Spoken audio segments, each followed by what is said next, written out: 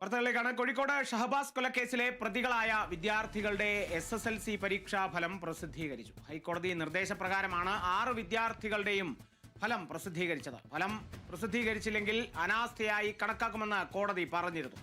ഇതോടെ പ്രതികളായ വിദ്യാർത്ഥികൾക്ക് തുടർ പഠനത്തിനുള്ള അവസരവും ലഭിക്കും. സുപ്രധാന നീക്കമാണ്.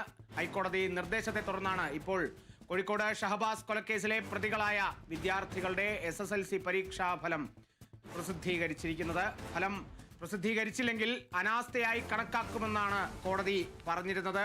അതോടെ ഈ ഒരു നിർദ്ദേശം തള്ളിക്കളയാനാവാത്ത നിലയിലേക്ക് എത്തിയിരിക്കുന്നു. ഹൈക്കോടതി നിർദ്ദേശപ്രകാരം പരീക്ഷാഫലം പ്രസിദ്ധീകരിച്ചിരിക്കുന്നു. കോഴിക്കോട് ഷഹബാസ് കൊലക്കേസിലെ 6 പ്രതികളുടെയും. ഇതോടെ പ്രതികളായ വിദ്യാർത്ഥികൾക്ക് തുടർ പഠനത്തിനുള്ള അവസരവും ലഭിക്കും.